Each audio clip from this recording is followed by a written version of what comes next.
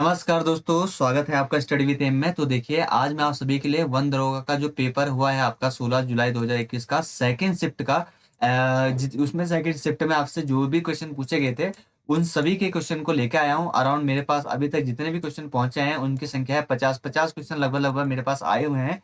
तो आप हमारे इस वीडियो को स्टार्टिंग से लेकर अंत तक जरूर देखिएगा। फर्स्ट शिफ्ट में जो भी पेपर में पूछा गया था उस पे भी मेरे द्वारा वीडियो बनाई गई है। अगर जिन लोगों ने नहीं देखी है तो ऊपर आपको एक आई बटन दिख रहा होगा, तो उस आई बटन पे क्लिक करके आप पहले शिफ्ट के भी पेपर्स में जो भी क्वेश्चंस पूछे गए थे उनको आप देख सकते हैं। रोज एनालिसिस किया जाएगा और जितने भी क्वेश्चन प्रोवाइड हो सकते हैं आप सभी लोगों को आपके 25 जुलाई तक, तो मैं पूरी देने की पूरी कोशिश करूंगा। आप हमारी वीडियो को स्टार्टिंग से लेकर अंत तक जरूर देखिएगा। जिन लोगों ने अभी भी हमारे यूट्यूब चैनल को सब्सक्राइब नहीं किया है उन लोगों से मेरी रिक्वेस्ट रहेगी कि आप सभी लोग हमारे यूट्यूब चैनल को जरूर सब्सक्राइब कर लीजिए।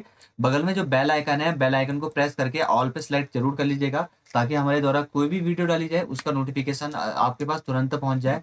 आप सभी लोग टेलीग्राम ग्रुप में भी ज्वाइन हो सकते हैं, नीचे डिस्क्रिप्शन बॉक्स में लिंक प्रोवाइड कर दूंगा। ये पुराना डाटा है, अभी हमारे पास जो टेलीग्राम पे ग्रुप मेंबर्स हैं 2.7 के वहाँ पे हो चुके हैं। तो आप चाहें तो उसको भी ज्वाइन कर सकते हैं, नीचे लिंक दे दूंगा डिस्क्रिप्शन बॉक्स में।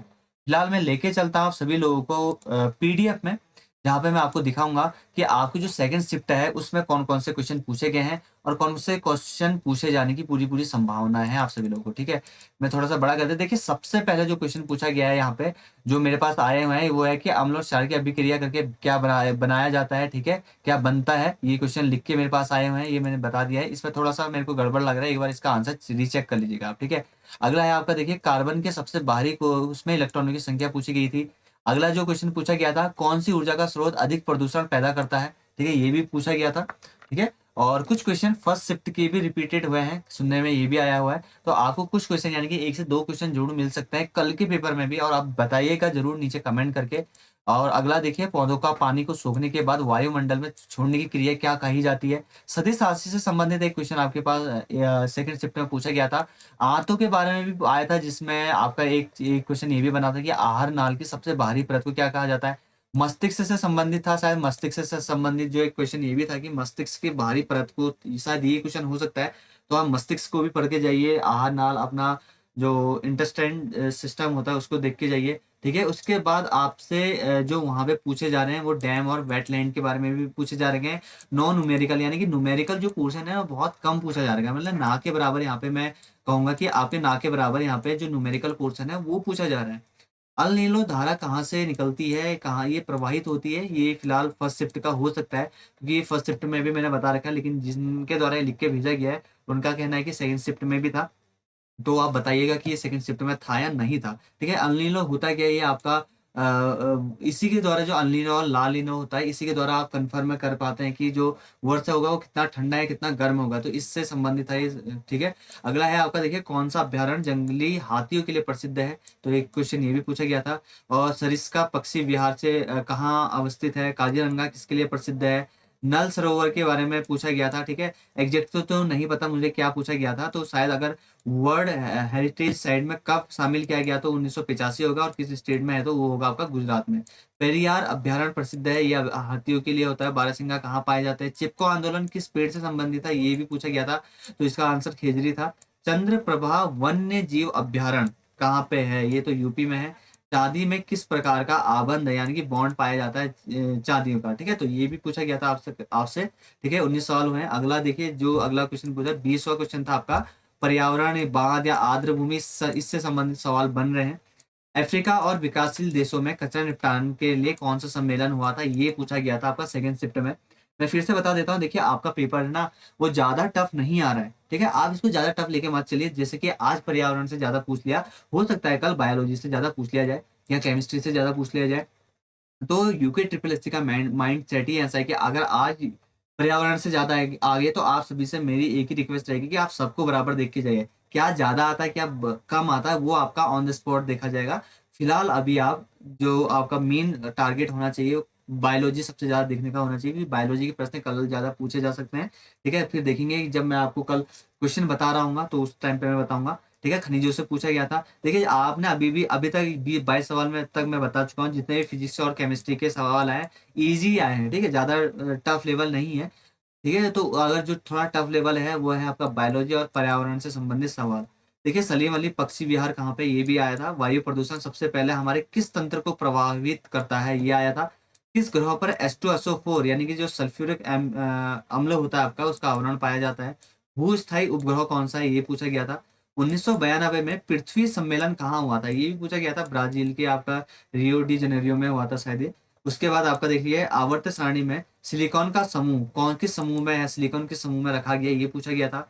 O3 यानी ओजोन से संबंधित एक सवाल हो सकता है कि ओजोन की जो मोटाई हो किससे नापी जा सकती है, इस तरह के सवाल हो सकता है। आप देख लीजिएगा, ठीक है, थोड़ा सा ओजोन के बारे में भी पढ़ के जाइएगा। संवेग कैसी राशि है, देखिए राशियां पूछा जा रही है, सदिश राशि अदिश राशियों के बारे में भी पूछा जा रहा है। वाटर मैन ऑफ इंडिया किसके नाम से किसको जाना जाता है, ये सवाल भी आया था, तो ये था आपका राजेंद्र सिंह। ठीक है, चाहे वो प्रदूषण हो या कोई भी चीज हो या जो पर्यावरण से संबंधित हो, वो संबंध सभी चीजें आ रही है। देखिए वायुमंडल के बारे में भी आया था कि वायुमंडल में जो आपका ऑक्सीजन है उसका कितना परसेंटेज है, तो 20 पॉइंट कुछ होता है, तो 21% इसका सही आंसर रहेगा। ठीक है, उसके बाद ये आपका खनिज क्या है, ये क्या क्वेश्चन लिखा है यहाँ पे, सही से लिखा नहीं है, तो शायद खनिज के ही बारे में होगा ये। ठीक है, और उसके बाद देखिए वैज्ञानिक नाम भी पूछे जा रहे हैं, आपके साइंटिफिक नेम पूछे जा रहे हैं। ग्रेफाइट का सूत्र पूछा गया था। हो सकता है कल प्लास्टर ऑफ पेरिस पूछ दिया जाए, सिंदूर का पूछ दिया जाए, धावन सोडा, ठीक है, बेकिंग सोडा, आप इन सभी को नोट डाउन करके ले जाइएगा। बीमारी से संबंधित भी प्रश्न है कि कौन सी बीमारी से क्या होता है करके, इस टाइप से कुछ संबंध है। ठीक है, एग्जैक्ट क्योंकि पेपर देके आ रहे हैं तो एग्जैक्ट क्वेश्चन किसी को पता नहीं है। हाँ इतना पता चल जा रहा है कि आग कहाँ से रहे, किस टाइप से प्रश्न आ रहे हैं। कम प्रतिक्रियाशील धातु का नाम बताइए। देखिए प्रतिक्रिया 9th की किताब में होगा, आपको शायद मिल जाएगा 9th 10th की किताब में। उन्होंने कम प्रतिक्रियाशील से लेकर अधिक प्रतिक्रियाशील तक के सभी धातु के नाम लिखे हुए हैं। परिसंचरण तंत्र की खोज किसके द्वारा की थी, ये भी पूछा गया है।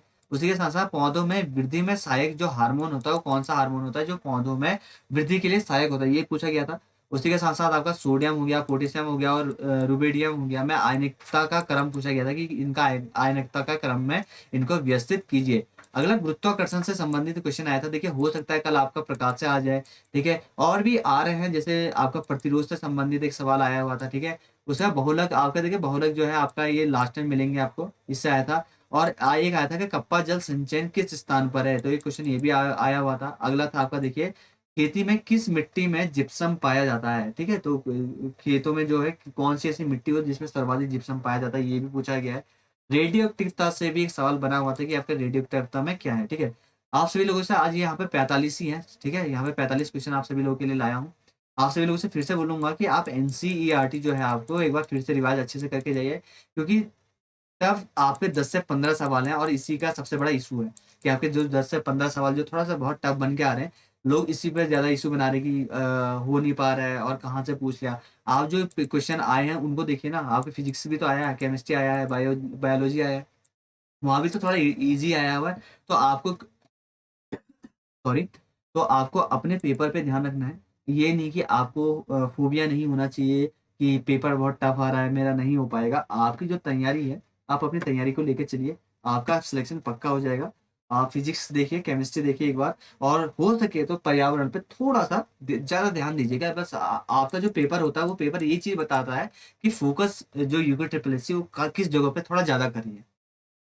हो सकता है कल केमिस्ट्री पे ज्यादा कर ले, हो सकता है कल बायोलॉजी पे ज्यादा कर ले, तो कुछ भी हो सकता है। तो आप अपनी तैयारी पे पूर्ण विश्वास रख के जाइए और वहां पे घबराना नहीं है, अच्छे से अच्छा करके आना है। तो दोनों शिफ्टों का मेरे द्वारा यहाँ पे जितने क्वेश्चन मेरे से बन पाते थे, लोगों से मेरे को मिल पाते थे, तो वो सभी दे दिए। कल का भी मैं शिफ्ट के क्वेश्चन लेके आऊंगा आप सभी लोगों के लिए। ज्यादा से ज्यादा सब्सक्राइब कर लीजिएगा हमारे चैनल को, और सबसे पहले हम ही प्रोवाइड करवा रहे हैं इतने ज्यादा क्वेश्चन। ठीक है, तो ठीक है दोस्तों, मिलते हैं आप सभी लोगों से अगली वीडियो में। तब तक के लिए आपने तैयारी कीजिए, wish you all the best. कल को जिनका भी एग्जाम है बंद होगा का, ठीक है, अपनी तैयारी पे पूर्ण विश्वास रखिए। तो मिलता है आप सभी लोगों से अगली वीडियो में, तब तक के लिए धन्यवाद।